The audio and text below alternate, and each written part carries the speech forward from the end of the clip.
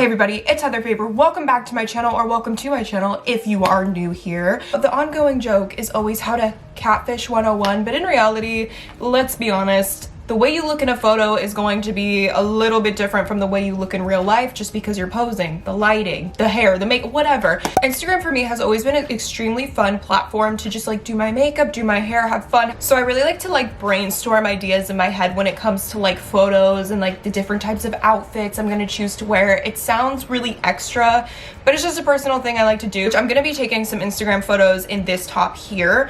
I'm wearing it with like no pants, so I'm wearing it as like a dress. So my idea was like to make it look really cool with like a pair of sneakers and then pose in front of my Jeep. I think would look really cool. It just kind of gives that edgy look. So that's kind of an example of how I would brainstorm an idea for editing a photo. So I take my iPhone, I just have an iPhone X. I know I need to update her. Her contract is coming up soon. Let's not judge, okay? She still takes great photos. Literally used to be so obsessed with VSCO and have like an exact theme or like an exact filter on each and every photo. So it was like a theme on my Instagram, but I found out that it stresses me out so much, and each photo that I ever take or have an idea for is just individual. So just like every other girl, I do have Facetune. I feel like Facetune gets an extremely bad rep due to the way a lot of people can overuse it. I feel like it's a choice with whether you have like however you want to use it. I think the app itself, like less is more, and it can actually be a really useful tool for editing photos. You use it the right way or a very minimalistic way, I don't feel like it's harming anything. That's just a personal thing. I'm being super honest with you guys. So this is what I use. I'm gonna show you guys how I use it, like minimally, like less is more. So as you can clearly tell in the photo, I'm zooming up on my face. I already have, I have very oily skin because the sun is like shining on my face and it's just very oily. And I have a little pimple, which I don't really like to edit out my pimples that much just because it looks more authentic. It's just like, this is my skin, I'm not ashamed of it. If I'm already smoothing out certain parts of my face, I don't want to like completely make it look like this perfect mannequin because like I'm not, I have breakouts just like every other girl. So I like to take the smoothing tool, and instead of like taking it and just like smearing it, I like to tap it. So I'm gonna tap it on, let's say, my forehead, so then it doesn't look as shiny and it looks a bit more matte. So I'll show you the before and after. So you can already kind of see a difference.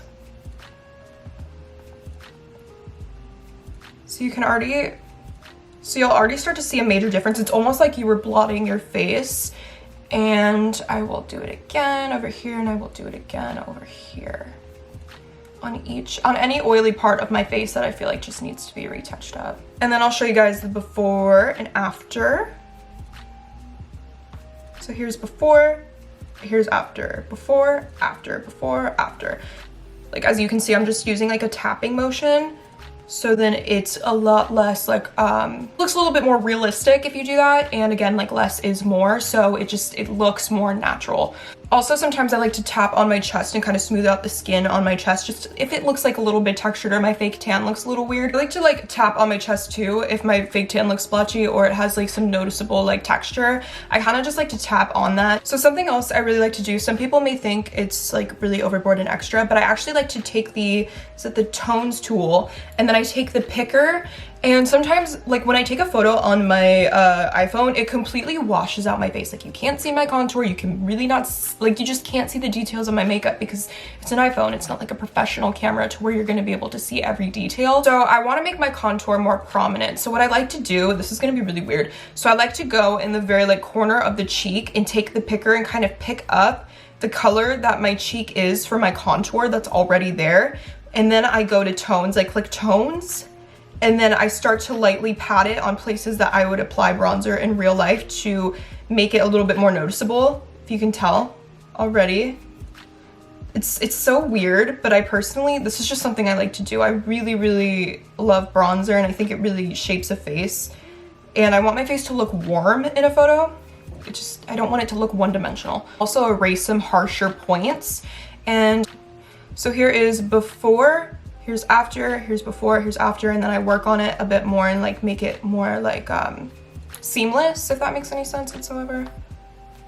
Once that's done, I like to go into details and lightly tap details on my eyes, my lips, just like my whole face and my hair, and you'll be able to see the difference.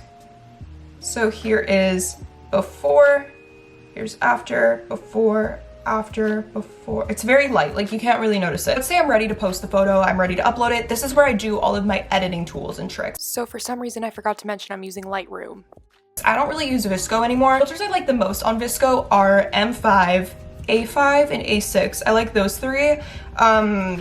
Those are really good, but I don't use them as frequently. First thing I like to go to is sharpen. That's really gonna help the way your photo uploads as well. And you can already notice such a major difference, like before, after. Before, it just looks so sharp and a lot nicer. And some of the ones I like to play with mostly are brightness. So sometimes I'll bring the brightness up, like brightness, contrast. I'll bring the contrast up. Warmth, I love warmth. That one's really good. And sometimes I'll play with saturation, but because this photo is already so golden, I don't feel like it's necessary to use any saturation. It's a minimalistic change to a photo, but personally, I feel like it does wonders. Like I feel like it looks better. So here is before, and here's after. Before, after. So basically what I'm doing is just enhancing my photos. That's all I ever really do, is just enhance it. I'll crop the way that I want my photo to be. So let's say I want it like this. Say I want it like that. And then I click next. And then you're gonna see this little thing at the top, like a little eraser thing with some sparkles. You click that, and that's Lux. And I just put a very minimal amount, like I put like 11 or so. And that's gonna really help enhance and sharpen your photo, because when you post on Instagram, you can notice like the quality will go down a little bit, which is no fun. So I wanna go ahead and share with you guys what it is that I do to take some of my Instagram pictures. What I used to do is just have like either my boyfriend or my mom help me take my Instagram photos, and they were like so nice about it. They were always helpful, and I like really appreciate it. I'm sure they're so happy I bought this because they don't have to do that anymore. Also, when I used to take my photos, when I had other people take them, I really liked using portrait mode. It makes the picture so much more crisp and clear, although it does blur out the background. I really enjoyed the way that it made my photos just look so crystal clear and so professional. I found this off of Amazon. This is just like a phone tripod, but what's really cool about it is it comes with a little Bluetooth remote, so you can take your photo from like anywhere, like have your phone on this,